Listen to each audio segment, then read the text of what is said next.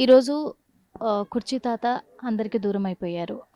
కుర్చీ తాతకు మీకున్న అనుబంధం ఏంటి? ఏం చెప్పండి? అనుబంధం అంటే మామూలు అనుబంధంగా చాలా ఉందండి. నన్ను ఒక కూతురులా చూసుకుంటాడు. ఎక్కడ చూసినా బిడ్డ బాగున్నావా అంటాడు. మనస్ఫూర్తిగా పలకరింతాడు. కుళ్ళి కుసిద్దమని ఇది లేదు ఆయనకి.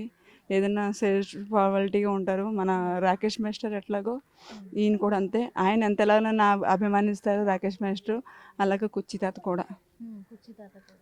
కూడా మరి ఆయనతోటి చాలా మంది వీడియోలు చేశారు. పొద్దున్న లేస్తే కృష్ణకాంత్ పార్క్ దగ్గర ఉంటారు. కుర్చీ తాత అడ్రస్ వేరే రకంగా వెతుక్కోని అవసరం లేదు. ఎవరైనా ఆడికెళ్తే కుర్చీ తాత అక్కడ ఉంటాడు అనేది తెలుసు. ఈ రోజున అక్కడే తను మళ్ళీ ఈ వడదెబ్బ కొట్టి కూడా అక్కడే పడిపోవడం కూడా జరిగింది కృష్ణకాంత్ పార్క్. ఒక విషయం చెప్పనండి, వాళ్ళకి ప్రేమ అనేది ఉంటే వాళ్ళే వస్తారు. ఎందుకంటే వాళ్ళు కూడా చాలా విధాలుగా కుర్చీ తాతకి హెల్ప్ చేస్తూనే ఉండేవారు. వాళ్ళు ఏదైనా ఫుడ్ కావాల్సిన ఏమన్నా చిన్న గమని వాళ్ళు కూడా హెల్ప్ చేస్తూ ఉండేవారు. వాళ్ళకి మన కుర్చీ తాత వల్ల మనకి లేడీ మనిషి ఒక మన తండ్రి లాంటి వాడని ఆలోచించుకుంటే ఖచ్చితంగా వాళ్ళు వచ్చి వాళ్ళ ఫ్యామిలీకి కూడా హెల్ప్ చేస్తాడు. హెల్ప్ చేశారు. ఈరోజు మరి కార్యక్రమాలు ఎలా చేయబోతున్నారు? ఎన్ని గంటలకు చేయబోతున్నారు? నాకైతే తెలిసింది ఎలాగంటే నైటు నేను 7:30కి అనుకుంటా సత్యాన్నది ఒక వీడియో చూశాను.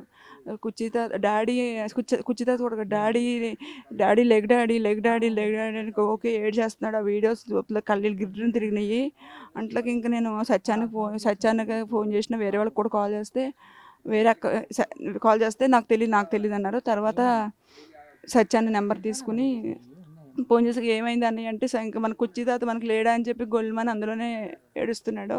ఏంది అన్నయ్య ఏమైంది అన్నయ్య అంటే ఇలా సన్ స్ట్రోక్ వచ్చింది, ఇలా ఇలా అయింది. దాంట్లోకి నేను ఇంకా వెంటనే నేను మన ఆటో నగర్ ఉంది కదా అక్కడ దగ్గరలో ఉంటాను. వెంటనే బయలుదేరిపోయినా.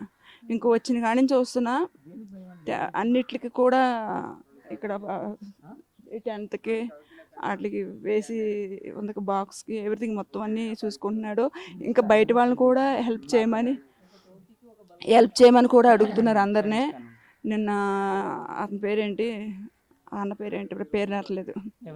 నిన్న 30,000 ఇచ్చాడు కదా పరేషన్ బాయ్స్ అన్న కూడా పాపం సత్యాన్ని చెప్పిన వెంటనే వచ్చి అతను కూడా హెల్ప్ చేశాడు. ఒకటి కాదు రెండు కాదు, ఆయన మా అన్నయ్యకి పరిచయం అయిన కాడి నుంచి కూడా ఒక తండ్రి కొడుకు అని చెప్పే కన్నా ఒక ఒక సత్యాన్ని ఒక తండ్రి ఆయన కొడుకు అంటారు కదా అట్లా చూసుకున్నాడు. ఎలా అంటే మేము వచ్చేవాళ్ళం కదా ఇంటికి, చెప్తున్నా వచ్చినప్పుడు ఫుడ్ ఉంటుంది కదా, డ్రింక్ లేనిదే ముద్ద దిగేది కదా ఆయనకి.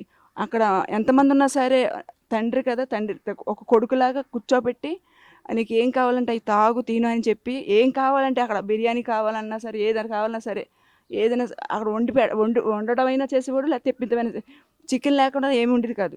మటన్ చికెన్ ఏదైనా తినిపించి ఆడ ఖరాబ్ చేస్తే కూడా ఒక చంటి పిల్లోళ్ళలాగా తీసి మొత్తం మూతి కూడా అందులో చేయి కడిగి ఇంకో వేరు తెచ్చి తుడిసి మరీ బెడ్ వేసి పడుకోబెట్టేవాడు. చాలా ప్రేమగా చూసుకునేవాడు.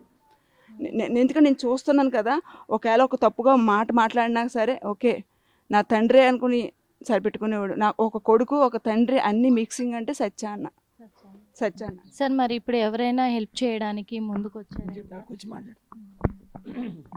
ఇంకా ఎవరైనా సెలబ్రిటీలు కానీ అట్లా ఎవరైనా హెల్ప్ చేయడానికి వస్తున్నారు? నేను అందరికీ ఫోన్లు చేస్తున్నాను.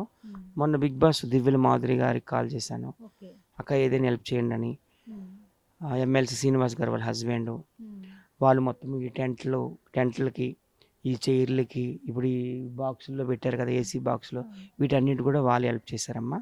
అలాగే ఈరోజు కార్యక్రమానికి ఒక 20-30 వేలు దాకా అవుతుంది కదా, అది కూడా మన అడిగితే తను ఇచ్చాడు. ఎవరు మన పరేషన్ బాయ్స్ వచ్చి ఇచ్చాడు. ఆయనకి మొత్తం నేను లొకేషన్ పెట్టాను, వచ్చారు. ఆయన కూడా ఒక 30,000 ఇచ్చారు. నేను కూడా కొంత అమౌంట్ ఇచ్చాను. ఈ లోకల్ పిల్ల కూడా ఇచ్చింది. ఇంకా మిగతా వాళ్ళు కూడా దాతల ముందుకు రావాలి, హెల్ప్ చేయాలని నేనైతే కోరుతున్నాను. ముఖ్యంగా దివ్యుల మాధురి గారికి, అలాగే ఎమ్మెల్సీ శ్రీనివాసరావు గారికి, దువ్వాడ శ్రీనివాసరావు గారికి ప్రత్యేక ధన్యవాదాలు. వాళ్ళే మొత్తము టెంట్లకి చైర్లకి ఈ ఏసీ మిషన్లు పెడతారు కదా వాటికి వీటన్నిటికి బల్బులకు అన్నిటి కూడా మొత్తం వాళ్ళే ఇచ్చారమ్మా. వాళ్ళకి స్పెషల్ ధన్యవాదాలు. అలాగే పరేషన్ బాయ్స్ కూడా ధన్యవాదాలు. వాళ్ళిద్దరూ ముందుకు వచ్చి సహాయం చేశారు.